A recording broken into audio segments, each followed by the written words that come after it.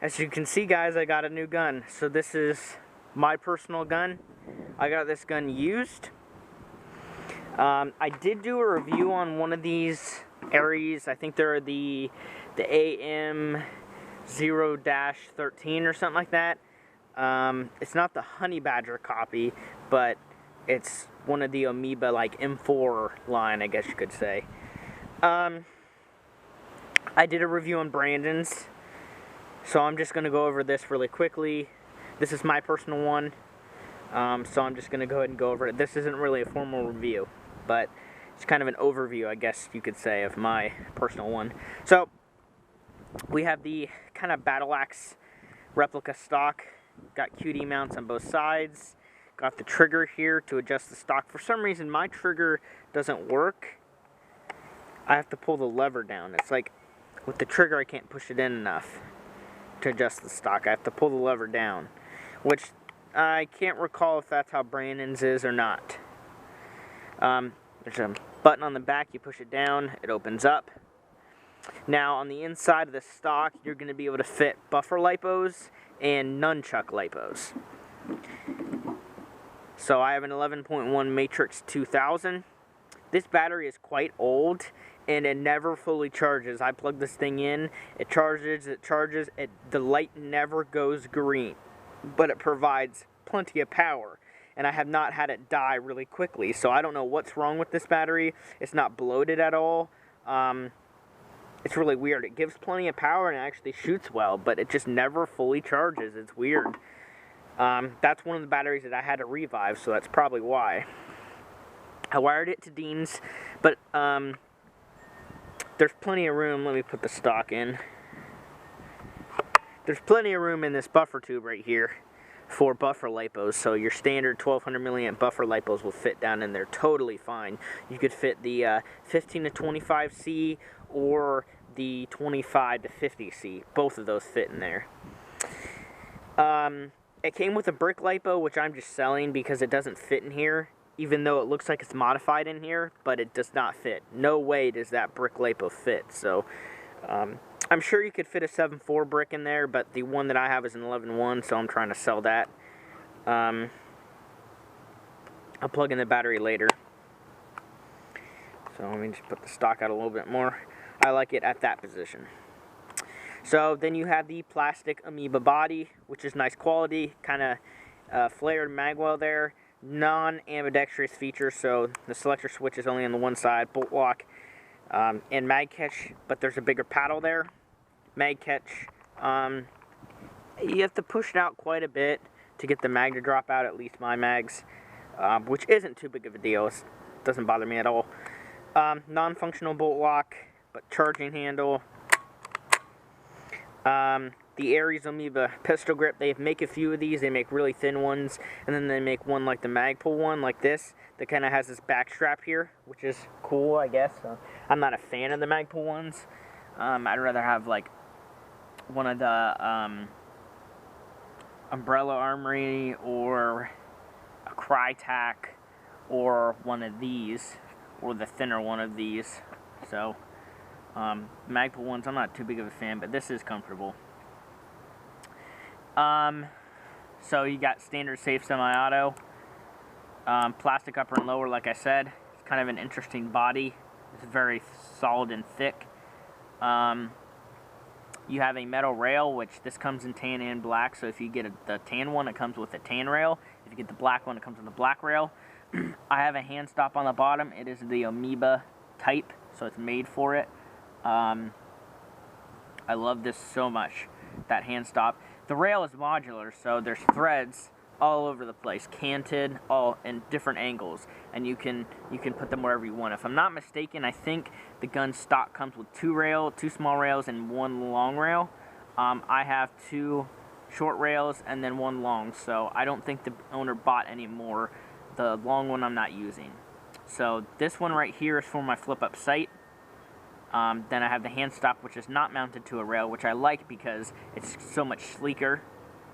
And then I have this rail right here for a flashlight, because my flashlight can mount right there and it kind of sits to the side. I do have to hold the gun weird. I have to hold the gun like this in order to turn the flashlight on and off, But if you watch my gameplay, I actually don't turn my flashlight on as much as a lot of people. So I might not even run it on this, but I'll probably put it on there just in case. So I can hold it like this. You know, this is comfortable for me. The C-clamp is actually really comfortable for me, for at least on this gun. And then if I want to use a flashlight, I can just put my hand back here.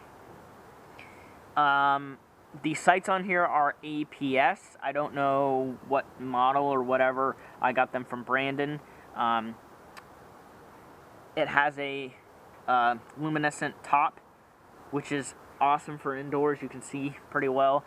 And then actually they fold down and the pistol sights actually glow in the dark. But there's no way in heck you're ever going to be able to look down those pistol sights with a goggles and a mesh mask. There's no way. Even without it, I have to angle my head in a weird way with nothing on my face. So those are useless unless you have like risers or something. But you know, you'd have to put this on a riser and this one on a riser, and I think that's just pointless. So I always have them flipped up when I'm playing. Now on to internals, I have a G&G hop-up. Now, the reason why I went with this is because, well, it works. The wheel is tight. It doesn't move on its own.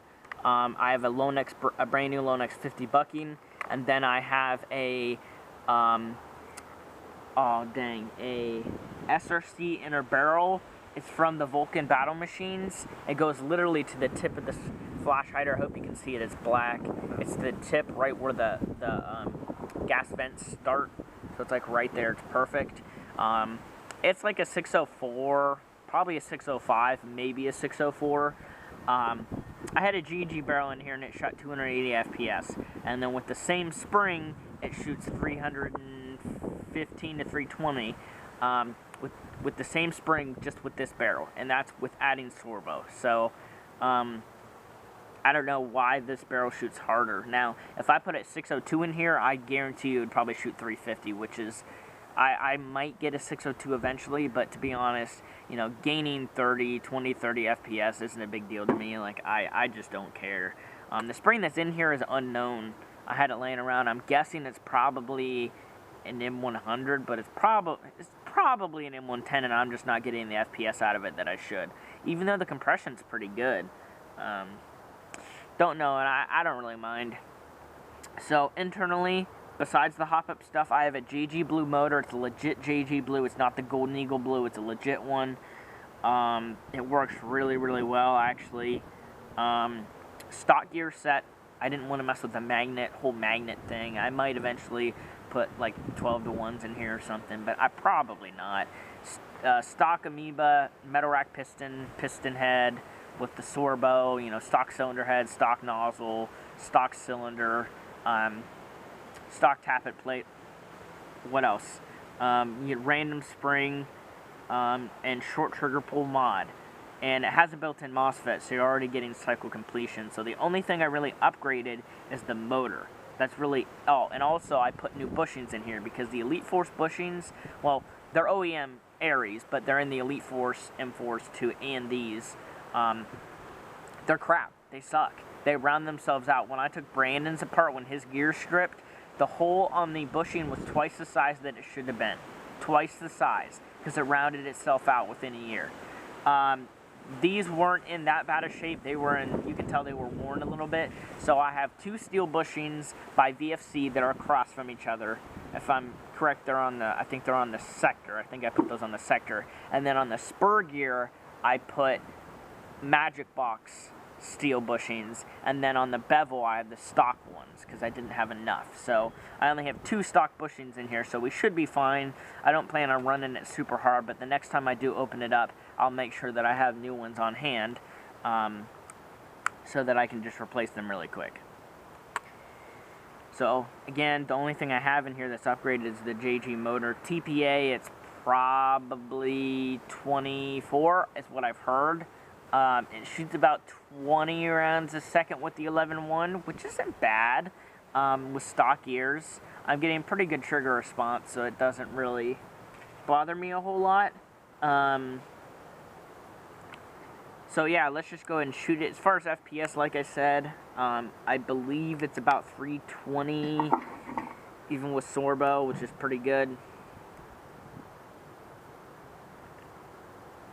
so let's go ahead and fit this battery in here. The MOSFET is all built into the trigger, like the gearbox, so, which makes this gearbox shell proprietary, which kind of sucks because ARES gearbox shells aren't known for the best quality. I've heard quite a few of them that have cracked. So, get this battery in here. It's going to be best to tuck the wires down in there, down in the back here, which you can't see. Down there. That's the best spot to cram the wires, and it shuts. I love this stock so much. I would never think of getting a different stock. It's just basically just a beefed up crane stock. That's all it is. Okay. So, some .2s here. These are 2 5s. I just wanted to test the feeding, plus I'm low on 2s. So I will be using 2s in this though. So let's just go ahead and shoot it.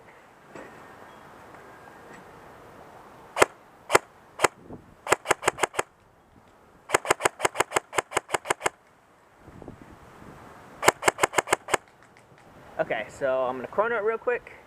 I'll go ahead and bring you back here so you can see it. Hopefully. Go ahead and, you might not be able to see the screen. It might be too dark, but I'll read it off. 334, 337, 334, 335. That's the hardest I have seen this shoot.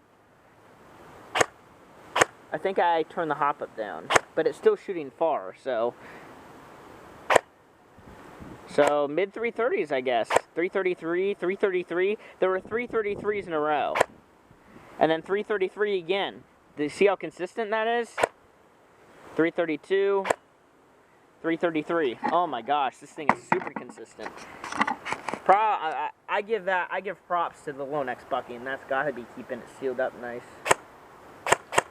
And range is 200 feet easy. So mid 330 FPS, max range 200 feet. On the trigger, the short trigger pull mod, it's literally no pull. This gun was the easiest to shorten the trigger pull. One piece of plastic and then 2 pieces of heat shrink did it. So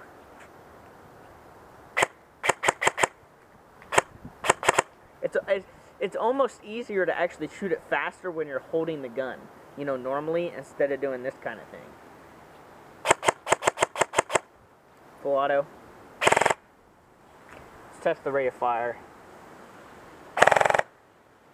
22.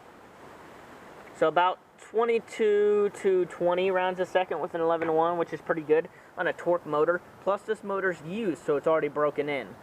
So the rate of fire shouldn't drop, but this does have active braking, so it'll put wear on the motor.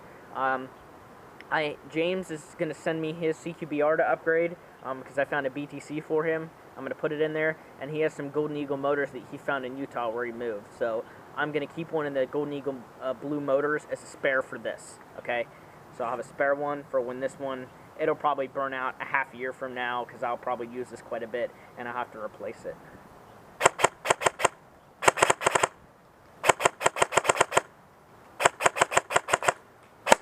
Okay, it's empty.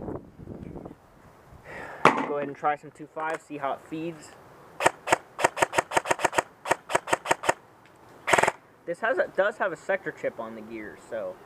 Plus, you can swap this to 3-round burst or semi-semi if you have the ARES Amoeba programmer, which I think Assault Airsoft has one, but I'll probably just keep it on full auto. I don't really care.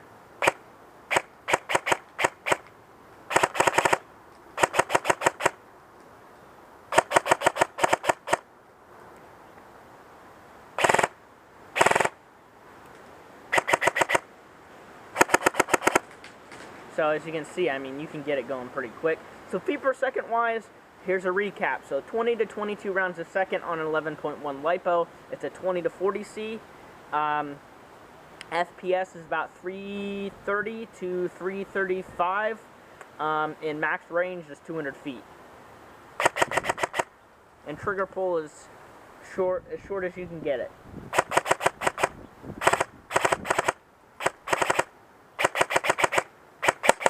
Okay, So, that's it. That's all the ammo. Motor is a little warm. Again, active braking, it'll heat up the motor, but it gives you that crisp cycle completion. And the trigger pull,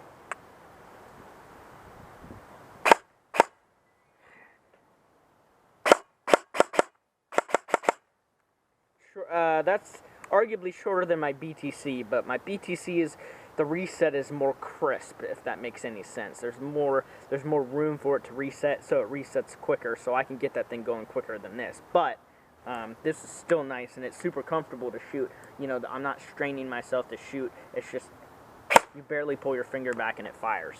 So, thank you for watching. The only thing that this is missing that I wish it had is a functioning bolt lock. That is the only thing that is missing. This is basically my PTW replacer. I'm selling my PTW if anyone wants it. It's $350 shipped in the US. I have 7 mags for it, a key mod rail. It's missing a flash hider, but it comes with the PTW stock. It's got a JG motor, the Siege Tech dual sector gear. It's got a functioning Etny selector board, functioning Etny ECU with a fried Etny MOSFET. I think that's it. So $350 shipped for that. If somebody buys that, I'm probably going to invest myself some, probably about $150 to $200 into a spring sniper. L96, I'm probably going to find myself one of those and build myself one of those. Because I don't need another AEG or HPA or anything like that. I don't have a sniper, so I might as well build one of those. So thank you for watching. Hope you enjoyed this video, and I will see you guys later.